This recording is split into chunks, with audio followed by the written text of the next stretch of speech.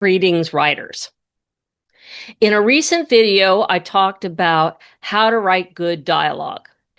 I covered how you need to have conflict and each character needs to have their own agenda, and how dialogue cannot sound like conversation.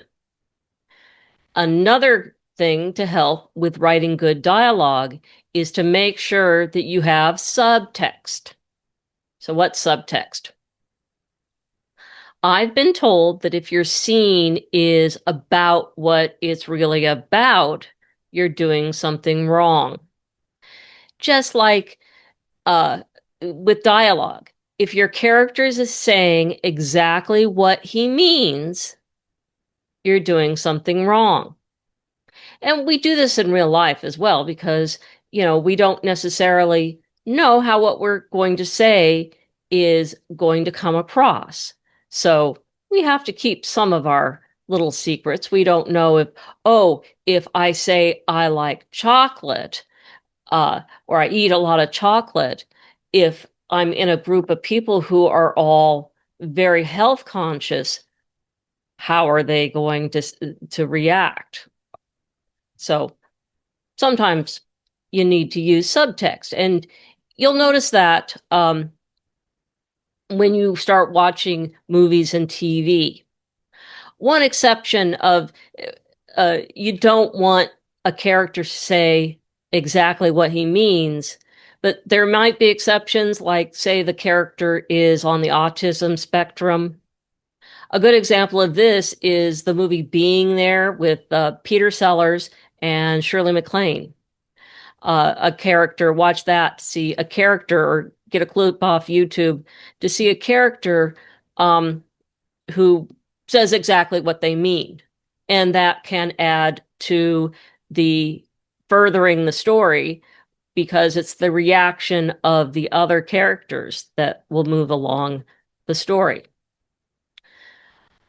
So keep an eye out for subtext in novels you read and in movies you watch. Uh, Identify the scenes. Oh, well, here's a scene because it's got a main conflict and each of the characters has this agenda, and the main character changes at the end. The scene changes something and moves the story along.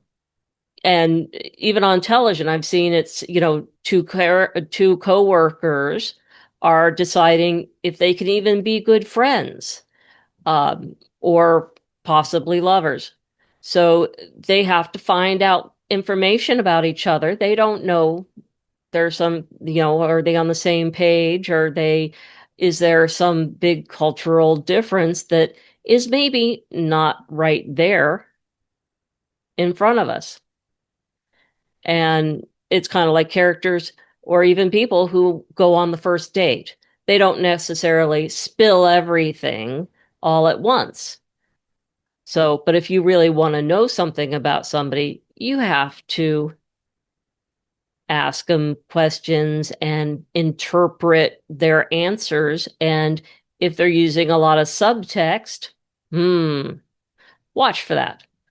A good exercise on how to write good subtext I found in Story by Robert McKee. I saw him over 30 years ago at the Santa Barbara Writers Conference and loved his material. And this book is great. He's got a whole section on subtext in there. And one of the exercises he gives is write a scene where two people change a tire. So you write a scene, two people are changing a tire. All the mechanics are in there. But then make it about not changing a tire. So here you have a scene where two people change a tire, but that's not the main conflict. What's the main conflict behind it? What are the agendas? And put that into a scene where they're changing a tire and show it with subtext. So if you want more tips on writing, go check out my video about writing good dialogue and make sure to subscribe to my channel And there's a link below to sign up for my newsletter. So every time I release a new video, you will get an email reminding you. So thank you for watching, and I will see you next time.